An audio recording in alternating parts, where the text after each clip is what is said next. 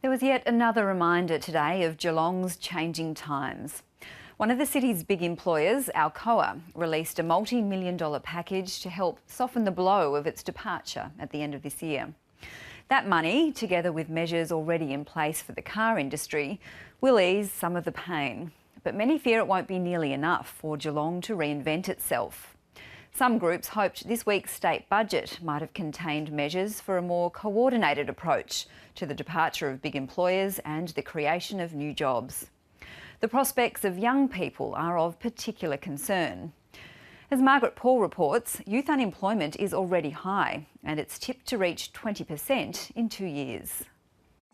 Maisie, do you think this would be enough strawberries to go on our pancakes? Yeah. Ellen and Alex Czar moved to Newtown in Geelong's western suburbs 2 years ago to escape Melbourne's high rents. But work for Alex at a call centre remains in Melbourne. The pay is better there than for something similar down here. So if opportunities came up here in Geelong, I would seriously consider them. No one really wants to spend 2 hours on a train or on the road each day, but if there isn't the support for the local economy here, and those jobs aren't forthcoming, yeah, I am going to be consigned to commuting to Melbourne every day. Geelong High, Port Arlington. The couple says money in the state budget for schools and a $28 million health centre for North Geelong is much needed. They do try to deter you. They ask you whether you're seriously ill, whether you should be there. It is very heavily triaged, Yes. The main reason for that is that they are overstretched. Yeah. As are many Geelong residents, as the traditional economic base of the city withers. Over their coffee, locals pondered whether this week's budget did nearly enough to promote sustainable employment. When I finish uni, is there going to be a job for me because the baby boomers aren't retiring, and where will I find work? Anything that you think might stimulate Geelong's economy and bring more customers into your shop? There's probably not a huge amount, to be honest. There's a bit of a cash injection to Geelong, but that's, well deserved, considering the financial situation of the town at the moment and the closures we've had. Will it do enough for the city? We hope so, yeah. Fingers crossed, that's the plan, yeah. It's a crucial time for Victoria's second city. Unions estimate there'll be around 2,000 more people looking for a job by the end of the year after cuts and closures at iconic employers including Alcoa and Ford. Many of them are manufacturing workers living in the city's growing northern suburbs, where the government has announced a new health facility will be located. Especially for the hospital here, is very, very good. But should be very quick done, not just promised. I think it's a very good idea. The one in Geelong, the casualty is always overflowing and it takes so long to get through. Hospital, the good idea, because Geelong, only one hospital, not good enough.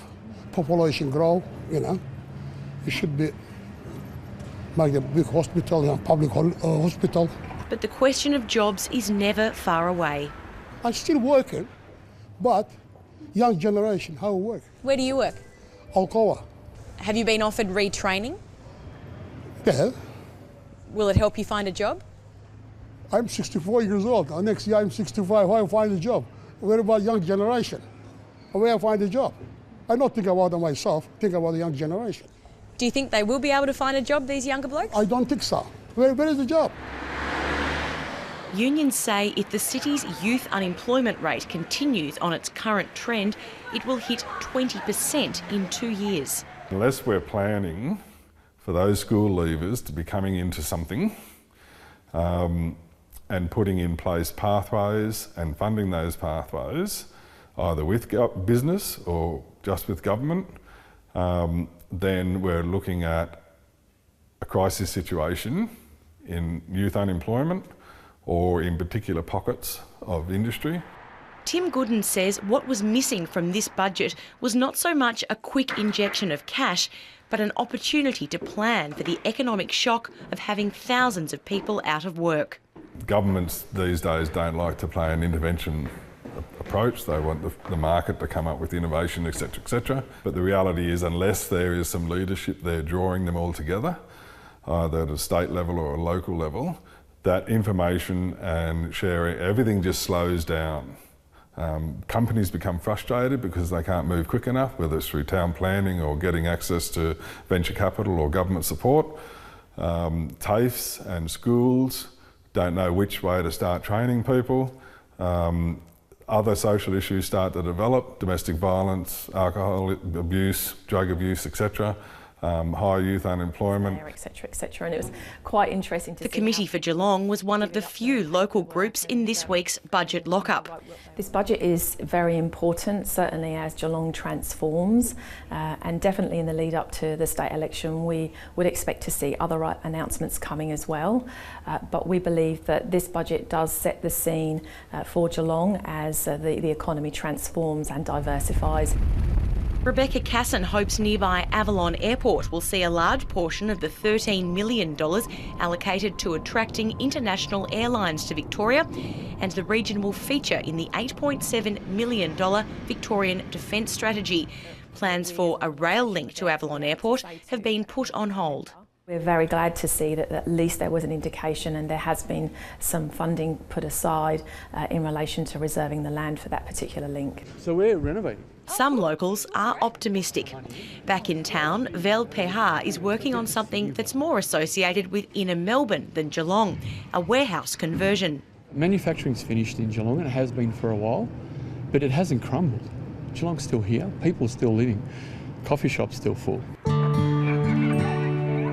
He says the state government should invest more in tourism to attract people to spend their time and money in Geelong. And there's nothing better than summer's day, sun falling behind Geelong, and you're sailing into the bay. Yeah, so it has a lot of positives. It's easy to be negative and pessimistic. I just choose to be an optimist.